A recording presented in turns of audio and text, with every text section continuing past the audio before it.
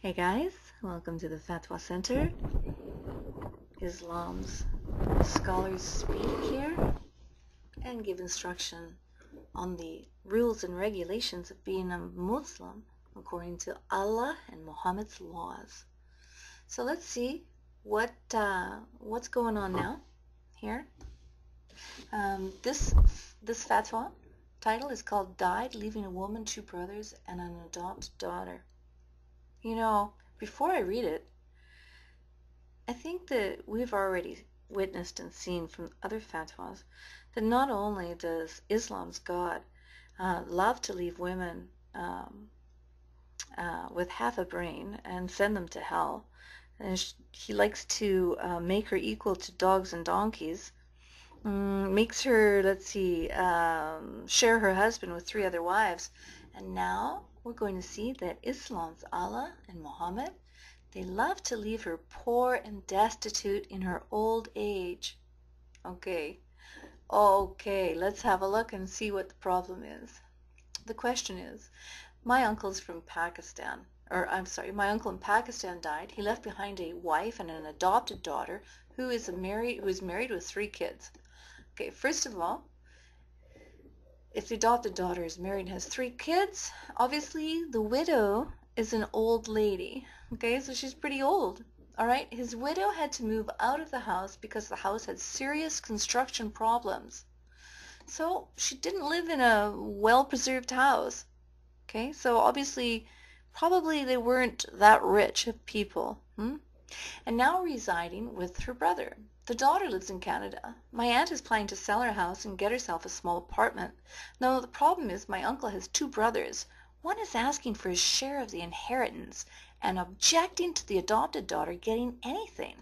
Look at this. One is asking for his share of the inheritance and objecting to the adopted daughter getting anything.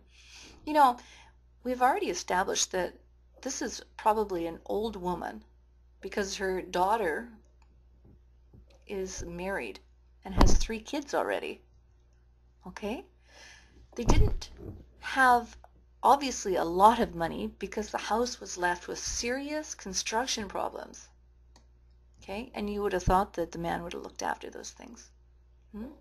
And now we have one of the brothers of the dead man is asking for his share of the money of the inheritance, which would entail the price of the house and all of the, possessions and including the leftover money. So, and he's also objecting to the adopted daughter getting anything. In Western society here, if someone adopts a child, that child becomes a real daughter or a real son, and they're unconditionally loved. There's no conditions to that love and adoption. They become full-fledged members of the family, and they inherit. Why in Islam did Muhammad feel that the adopted children shouldn't get anything? And why in Islam do the mentality of these scholars who try to represent Islam continue teaching these old biased ideas, which are not fair? We're not living in the 7th century here in the desert, where every man was for himself as Muhammad was. This is a cruel teaching, and this here man is trying to force a right he has on his own, greed, because he is a man. Aren't men supposed to be the breadwinners according to Islam? So why isn't this man out winning his own bread instead of trying to steal the bread of his brother's widow? Let's read on and see what's going on here with this question. My uncle always took good care of everyone and kept his wife well. Any solutions? My aunt is a nice lady and needs the money. Thank you. Now let's see what the FAtwA Center has to say. The girl that was adopted by your uncle has no share in the inheritance. Adoption does not entitle a person to inheritance or to have the same family lineage. This is a teaching of God. This is a teaching of Muhammad. This is sick. But you know, Islam is full of sick teachings. And I'm sorry, I don't mean to offend anyone. I'm just being truthful. This is a sick teaching. Let's go on. However, each heir has the right to ask for his or her share of the inheritance, as this is a right that Allah allotted to him or her. The fact that the wife of the dead is a good person and needs money does not allow her to prevent heirs from taking their share of the inheritance.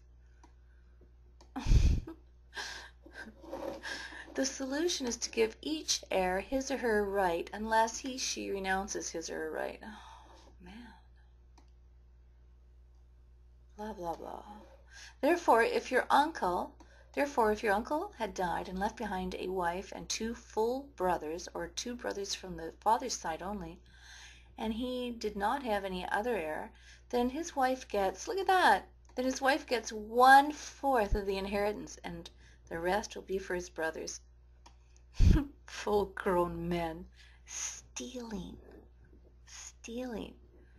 from a destitute older woman who's lost her husband. This is sick.